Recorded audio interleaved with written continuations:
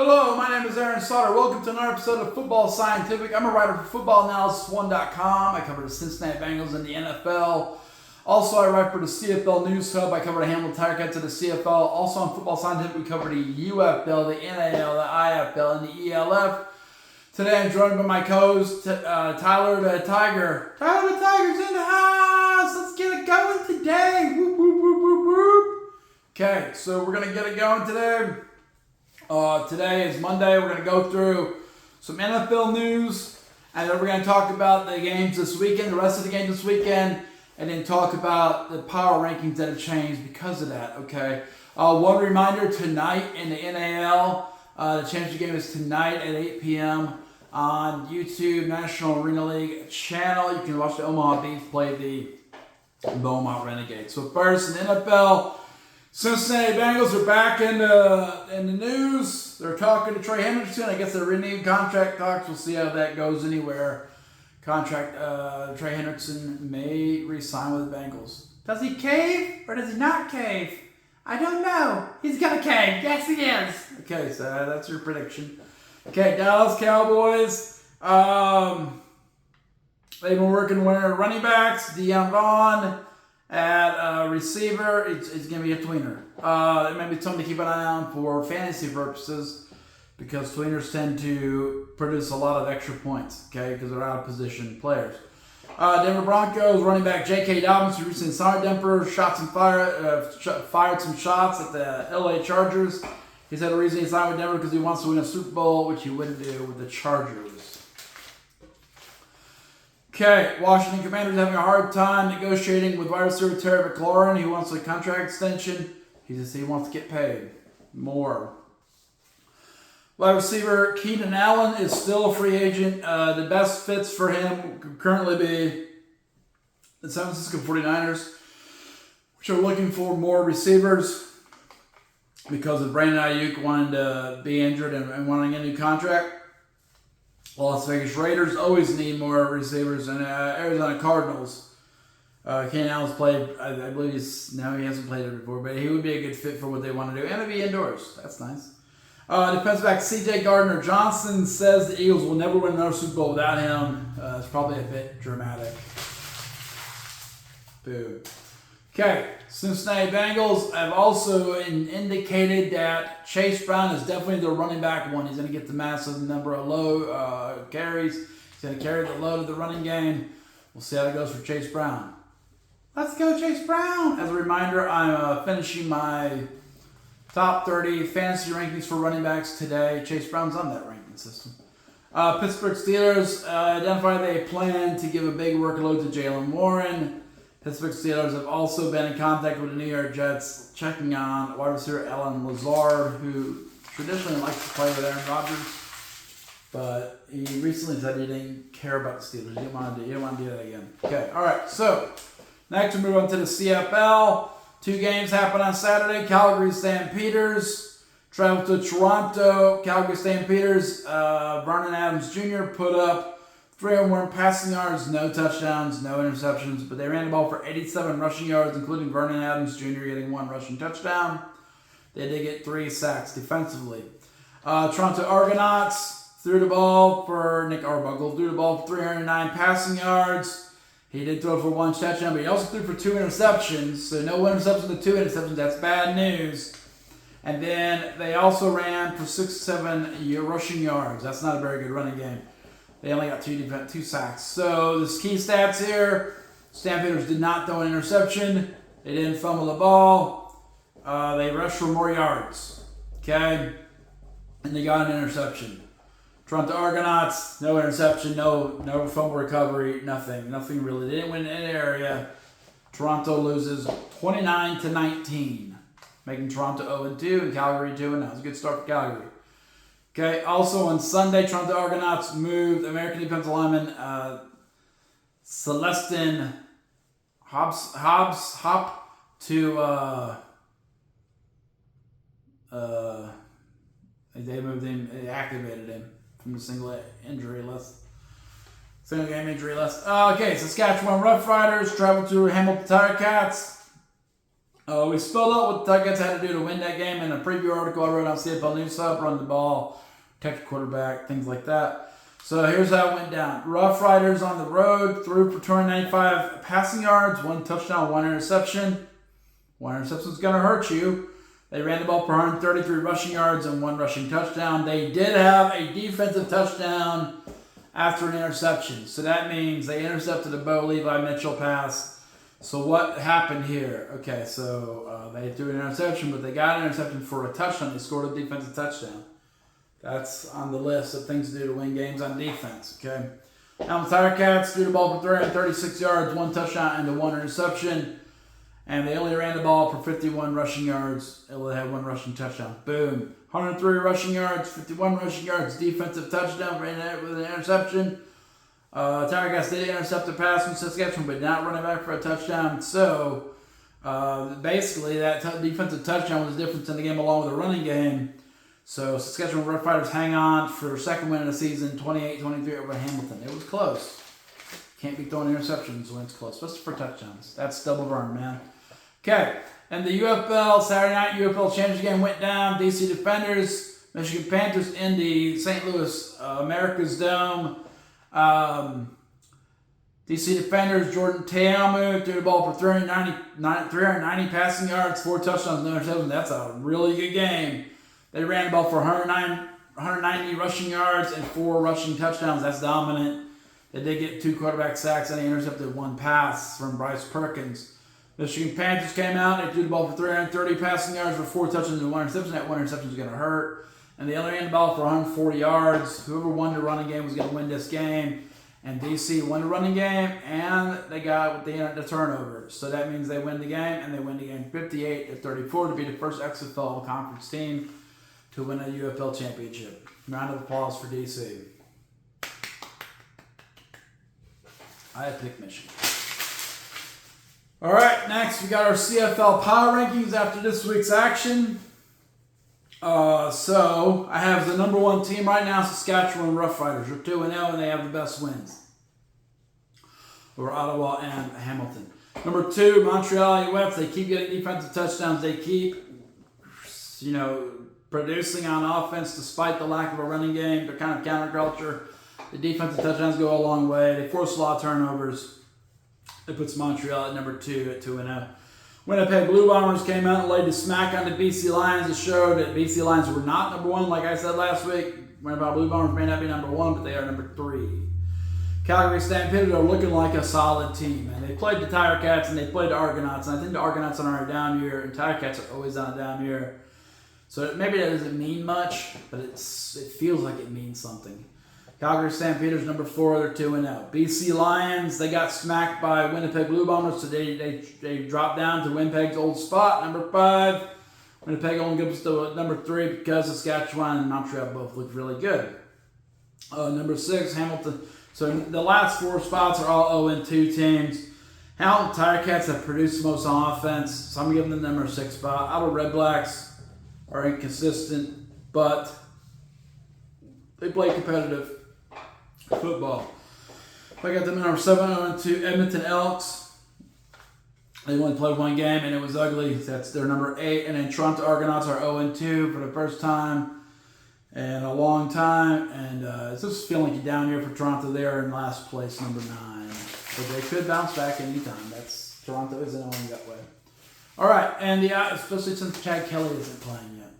IFL, Massachusetts Pirates traveled to Iowa Barnstormers. I mentioned Barnstormers had a chance in this one, but I was wrong.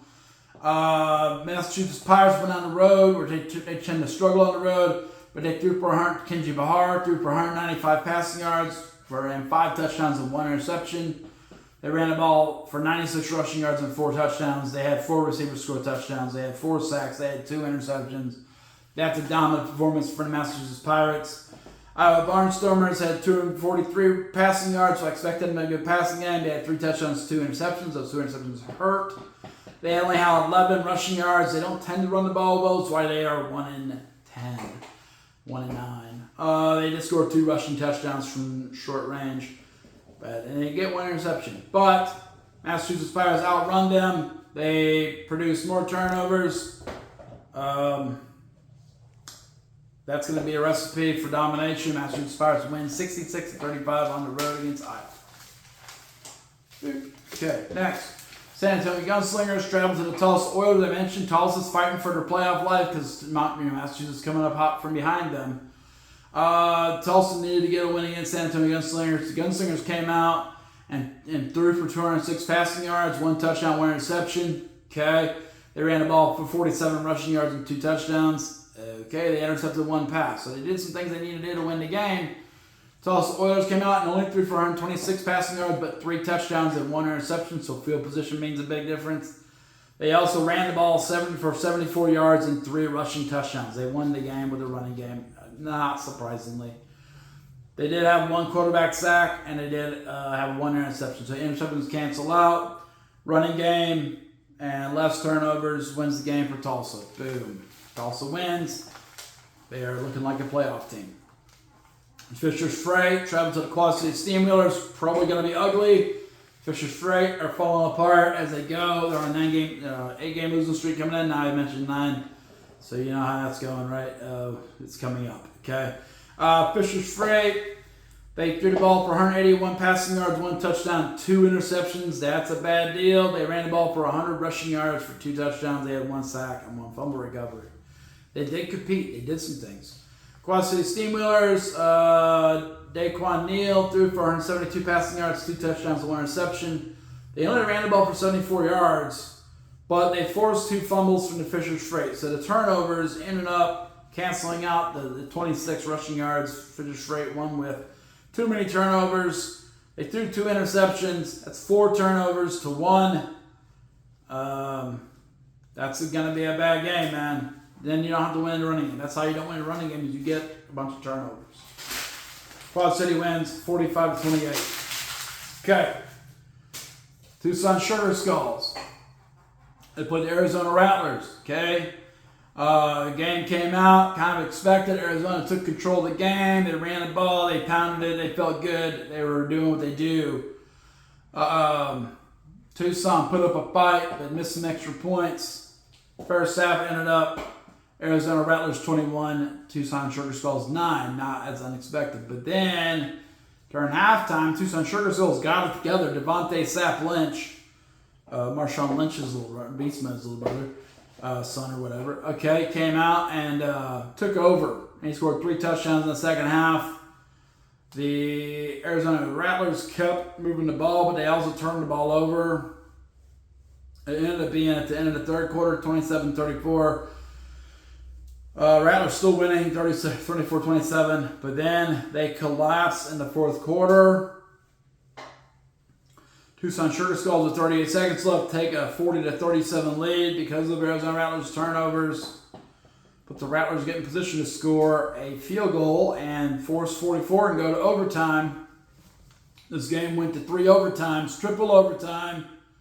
Tucson Sugar Skulls forced some turnovers down the stretch, and they win the game 50-47. Pretty exciting game with Tucson upsetting Arizona. They had to really, they had to really go out of their way to do it. It had to be an impressive performance. Okay, IFL after week 13. Remember, it's last 5 weeks of the season. They're getting ready to make a playoff run. We'll see how it turns out. So number 1, I still have the area Panthers. Number 1 at 8-2. They seem like the best team in the league right now. Number 2, Quad City Steamrollers. On paper, they are the best team in the league, but I think they struggle against Bay Area's defense. Number 3 is Green Bay Blizzard. They laid a smack on the Jacksonville Sharks. Surprisingly, really. Their offense is playing great. Their defense is decent, but their offense is playing great. Max Myler has taken over. Tulsa Oilers, I got them at 7-4. They got a must-need win against San Antonio Gunslingers. They picked it up. Nice job. Number 5, we got Jacksonville Sharks right now limping into the playoffs, but they are now the next team to be, they're only a game and a half, 2.5 games, 2 games ahead of the Massachusetts Pirates. And they've lost to them twice. So they're probably a game and a half ahead of the Massachusetts Pirates. They need to win a few more games. Put us away. Okay, probably got to get to 10 wins. It's the race to 10 wins in the East. That's who's going to make the playoffs. 10-win teams. Okay? That would be your playoff teams in the East right now. Quad City, Green Bay, Tulsa, Jacksonville. Jacksonville would lose that. Steamwheelers. Tulsa would lose to Green Bay. Green Bay, Quad City, Quad City. So Quad City being the championship game right now in my mind. Okay. Number 6, back in the Western Conference, San Diego Strike Force are 7-4. They're moving up the ladder by, playing good, but not blowing teams out. They're not blowing it themselves though, so they're doing a good job. 7-4. Arizona Rattlers, 7-4. They are a 3-game losing streak for Arizona. They're losing to Tucson Sugar Skulls. It's real bad. It's almost as bad as losing to Northern Arizona Wranglers. Not quite as bad. But, they're in a real lull right now. They're crashing. And that happens in IFL. Once you get losing, you may start crashing. They're crashing right now. 3 straight losses. San Diego Strike Force look like the better team. They would play each other. Be a tough game right now. Number 8, Vegas Nighthawks, 6-5. Jason Delore came out and stunk the place up. Jerome Johnson reemerged and made it a game of area. They came up short. They're 6-5. They'd be my last place team in the West to make the playoffs. Because they play the area and probably lose to them again. San Diego would play Arizona. It's hard to say who would win that game. Number 9, Massachusetts Pirates on the outside looking in, right behind Jacksonville. They're 5-5 still. They're not close to making the playoffs, but they are close to making a run for the playoffs. See what they can do. See if they can turn it up. First team to hit 10. They're really far away from 10. 10 may not even be achievable. So they would get in if Jacksonville or Tulsa drop off the map and don't reach 10. And they can pick up, 8, 9 wins. That's realistic for Massachusetts to make the playoffs. Number 10, Tucson Sugar Skulls, 4-6. They got a big win against Arizona, but it really didn't do much for them. They're right behind Vegas. Vegas is 6-5. They're 4-6. They're 2 games behind Vegas. They're going to have to do some work to overtake Vegas' playoffs. But I think they're not going to make the playoffs. San Antonio Gunslingers, they've had an year. They're very disappointing, really. I'm really disappointed in San Antonio Gunslingers. I gave them my high expectations, and it's been real bad. So they're 3-8. Northern Arizona Wranglers, they moved out of the basement because there's teams that look worse than them. They are competing. They're 1-10, but they are competing. Number 13, Iowa Barnstormers look less competitive this week than last week. I figured they'd put up a good fight against Massachusetts, but they did not. Not being able to run the ball is a huge detriment in the IFL. Number 14, Fisher's Freight, 9-game losing streak. They are crashing. Like the Arizona Rattlers, they're crashing. It can happen to anyone in the league. Any team in the league in the IFL can start crashing, and then it's hard to reverse it. Okay, last round of game reports. We got Elf games from Sunday. Fairbairn Throners traveled to the Berlin Thunder. Berlin Thunder have been troubled. They got a win last week. Fairbairn Throners came out and threw the ball for 248 yards, 3 touchdowns, 2 interceptions. 2 interceptions is a bad deal. They ran the ball for 94 rushing yards and 0 touchdowns. They had the 1 interception. They did intercept 1 pass, canceled out 1 interception, so they still lost the turnover battle by 1. Berlin Thunder threw the ball for 282 yards, 2 touchdowns, 1 interception. They ran the ball for 124 yards and 2 touchdowns. That's where they win the game. Okay, they won the turnover battle and they had the most rushing yards. They win the game. They kept Fairbairn and Throners down. So by that combination of events, Berlin wins 38-21 to go 2-3, and Fairbairn's 0-5. But competing. Frankfurt Galaxy traveled to the Nordic Storm. I figured this would be a good game. I figured Frankfurt Galaxy would come out and show some things. They traveled to the Nordic Storm. They passed for 190 yards and 0 touchdowns and 2 interceptions. That's real bad. 190 yards isn't that bad, but 0 touchdowns and 2 interceptions, that's real bad. That's losing the turnover battle. They only ran the ball for 91 rushing yards. That's not going to make up for 2 interceptions, Joe. Nordic Storm came out. They continued to roll. They threw for 297 yards with Jadarian Clark. 3 touchdowns, no interceptions, no turnovers is huge. They ran the ball for 110 rushing yards and 2 rushing touchdowns. They dominated in all aspects of the game. They had 5 sacks. So complete domination by Nordic Storm. And they beat the Frankfurt Galaxy 35-0. That's a huge shutout. Frankfurt's got a good offense. They shut them out. Okay. Helvetic Mercenaries. I mentioned I think they're getting better. They traveled to the Munich Ravens.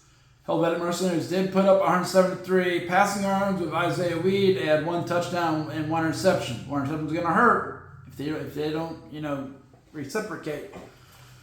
They did run the ball for 124 rushing yards and a touchdown. They gave them a chance. The Munich Ravens are rising to another level. They're going beyond expectations. They threw the ball for 327 yards, 4 touchdowns, and no interceptions. They ran the ball for 141 rushing yards, 4 touchdowns, no fumbles. And they had 1 takeaway, which puts them in 3 sacks, which puts them in a great position. They beat the Helvetic Mercenaries 58-14. That's a butt kicking. They laid it on. Okay, what ended up being the best game of the weekend.